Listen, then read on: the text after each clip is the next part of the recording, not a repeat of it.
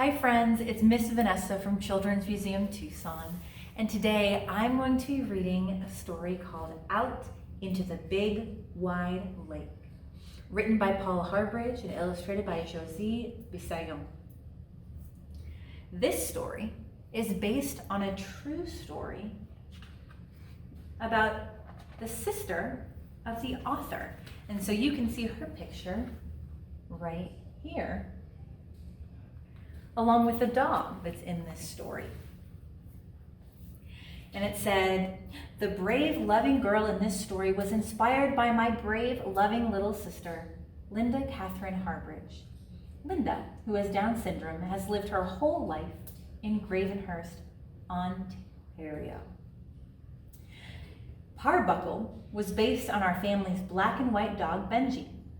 Linda and Benji did everything together and often went boating with my father out into Big White Lake Muskoka."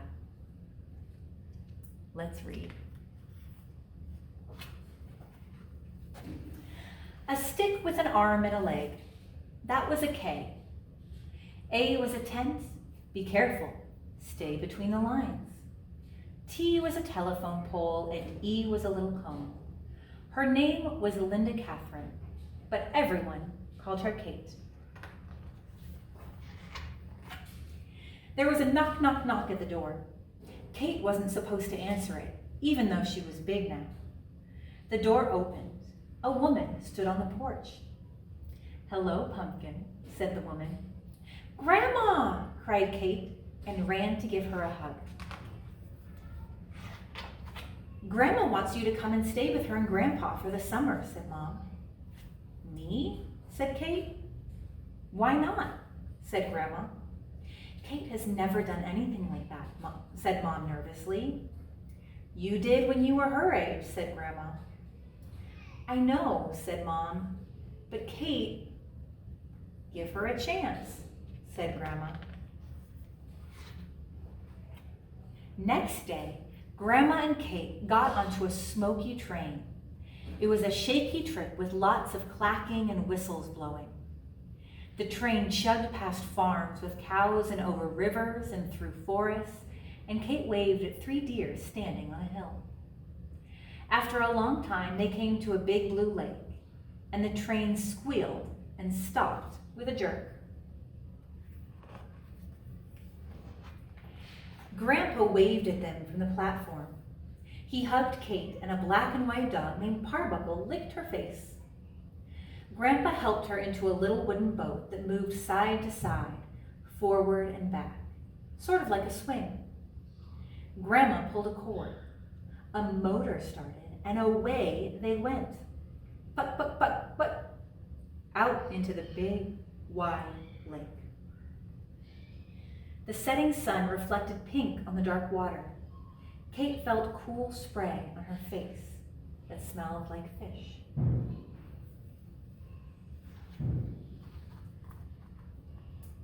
Next morning, after sweet tea and pancakes and sticky syrup, Kate helped Grandpa carry groceries to the boat. When it was full, Grandpa threw off the ropes and started the engine. "All aboard!" cried Grandpa. "Me?" said Kate. "Why not?" said Grandpa. Does he trust her to help with his deliveries? Let's see who they visit. They came to a part of the lake with big rocks on both sides. Grandpa took the boat in slow and careful. They made it through and came to a dock. The dock was old and broken, and a thin man sat waiting.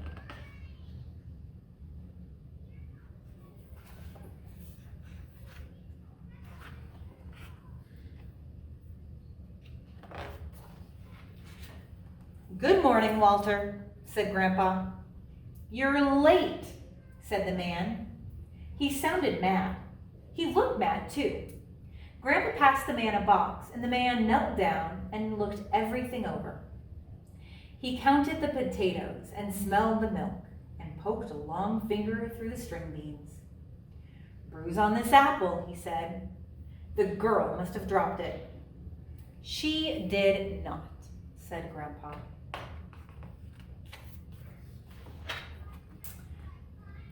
After lunch, Grandpa worked in the store. Grandma was down at the dock, pouring gas into the outboard motor of the little wooden boat. "Jump in," said Grandma to Kate and Parbuckle. Grandma pulled the cord and the motor started up. Off they went, puck, puck, puck, puck, out into the middle of the bay. "Come sit beside me," said Grandma. "Me?" said Kate. "Why not?" said Grandma.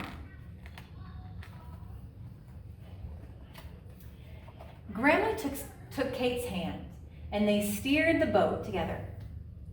Pull, and the boat went one way. Push, and the boat went the other. Grandma took her hand off. Kate steered the boat in a circle. A natural sailor. Every day, Kate helped Grandpa deliver groceries.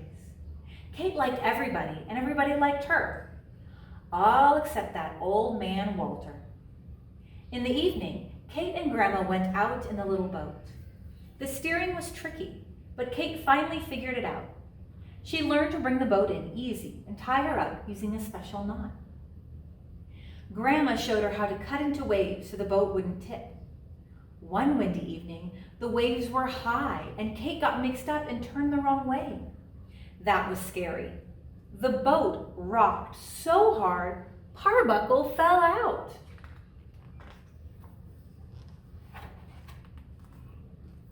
It was morning, near the end of summer.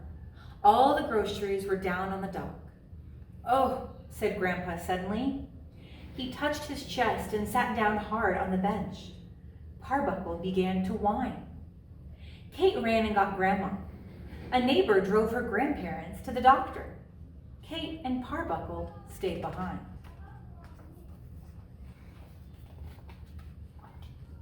The lake was very quiet. Kate and Parbuckle sat on the bench. Kate looked at the groceries. She thought of the people. She looked at the little boat. Parbuckle looked at Kate.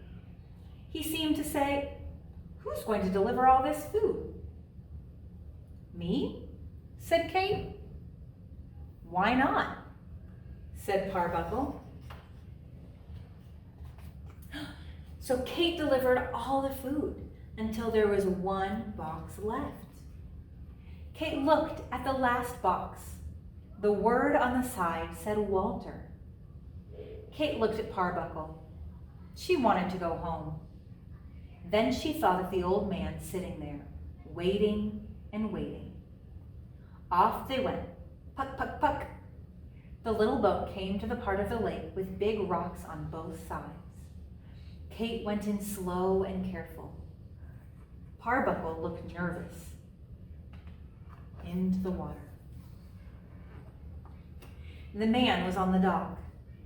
"You," said Walter, "all by yourself?"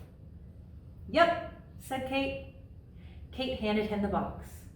Walter knelt down to sort through the groceries. "Where is your grandfather?" "Sick," said Kate. She touched her chest. "What?" said Walter. He stood up with difficulty and slowly stepped down into the boat. Kate looked at Parbuckle. "Get moving," said Walter. Kate pulled the cord and took them back out. Puck, puck, puck. "Faster," yelled Walter, but the little boat was going as fast as she could. A wind came up and big waves appeared. The little boat started to rock. A wave came over the side and soaked them. Kate turned the boat into the waves like Grandma had shown her. The little boat was working very hard, going up and down the big dark waves. Finally, they reached Grandpa's dock. Grandpa was asleep in bed. "He'll be fine," said the doctor, "but he can't work for several days." "Thanks for coming to see your brother, Walter," said Grandma when the doctor went out. "He'll be happy to see you." Walter was Grandpa's brother? Kate couldn't believe it. Mom came on the train the next day. For 2 weeks, she and Kate made Grandpa's deliveries. "Just like when I was a girl," said Mom. Summer was over. It was time for Mom and Kate to go home. Grandma, Grandpa, and Parbuckle went with them to the station. So did Walter. Parbuckle licked Kate's face.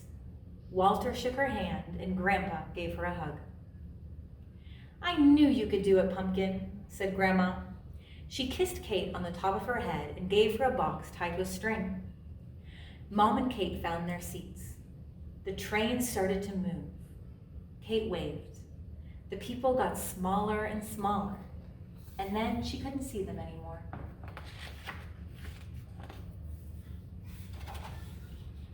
Kate opened the box. Inside was a little wooden boat. A black and white dog sat at the front. At the back, there was a girl. "Who is that brave girl?" said Mom. "Me," said Kate. "Sure is," said Mom, and gave Kate a great big hug. The end. Thank you so much for reading with me today, and I hope that we can read together again soon.